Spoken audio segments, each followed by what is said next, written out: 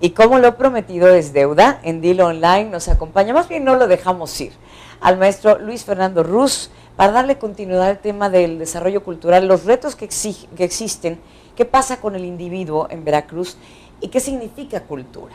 Dirigiéndonos exclusivamente al individuo, ¿existe o no existe el pretexto? De ahí viene mucho, Sí. Economía, dónde viven, hasta dónde llegaron en la escuela, si acaso estudiaron. ¿Hay o no un pretexto? No un pretexto, pero sí hay una condicionante. Las condicionantes y los factores externos al tema de las circunstancias familiares que rodean al individuo en su seno, las dificultades sociales y económicas que pudieran llegar a tener, sí pudieran ser condicionante para alejarlos en general de alguna práctica cultural.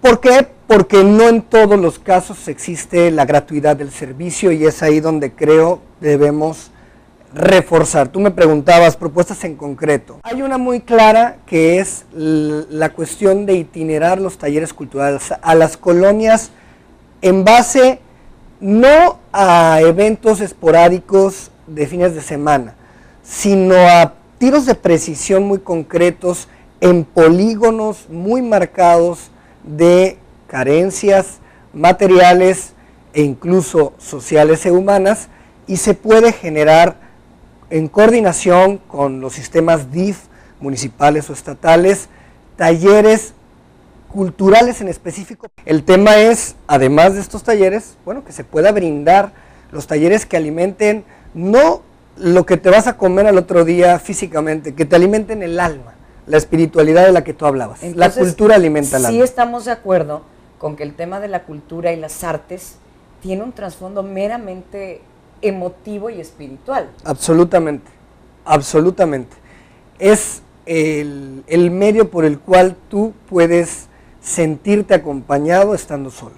El tema de la cultura en tu colonia es básico, constante y con tiros de presión muy marcados sobre polígonos a donde pueda ser un espacio a donde lleguen no una ni dos, sino 15 localidades o colonias cercanas a ese punto. Eso es precioso. El poder motivar a todo un grupo, llámese un polígono, simplemente a un ser humano, a un individuo que trae una ira profunda, sí, un resentimiento tremendo, una cólera, por decirlo de alguna manera, una depresión no tratada, sí, porque existe la depresión social, y me estás pidiendo que me siente a crear o que conozca la obra de José Emilio Pacheco. Pero no tienes que hacerlo con el ánimo obligatorio, coercitivo. La cultura debe ir acompañada de libertad. La cultura es libertad. Bien. La cultura es... como el conocimiento. Como el conocimiento, libre albedrío. Entonces tú tienes que acompañar de todos estos elementos cualquier política cultural que tú vayas a implementar como gobierno. O como grupos de la sociedad civil que se acercan a este tipo de polígonos, porque hay muchos. Entonces la cultura, además de todo lo demás, es un antídoto contra las adicciones. Si en el censo que levantes para llevar a cabo un taller les gusta la guitarra, pues no lleves pintura de porcelana. Entonces tiene que haber tiros de presión, por eso me hablaba yo del tema de algo muy concreto, tiros de presión para captar a esta atención dispersa de la que se habla, de esta juventud que pues es la generación microondas, ¿no? Que está interesada en otro tipo de cuestiones y no necesariamente en desarrollarse como seres humanos a través de este tipo de prácticas como lo es una práctica artística, por supuesto una práctica deportiva. Este tipo de acciones son las que van alejando a nuestros niños y niñas de las cuestiones de adicción. Bueno, yo creo que son muchos retos, pero son maravillosos. Luis Fernando Ruz, te felicito. Muchas gracias. Gracias por acompañarnos.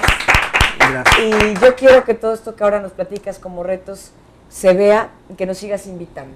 Claro. Y que finalmente, si podemos colaborar, seamos parte de ello como veracruzanos y como ciudadanos que amamos la cultura. Muchísimas gracias. No, pues gracias a ti por la invitación y a los amigos del dictamen. Muchas gracias. Dilo Online.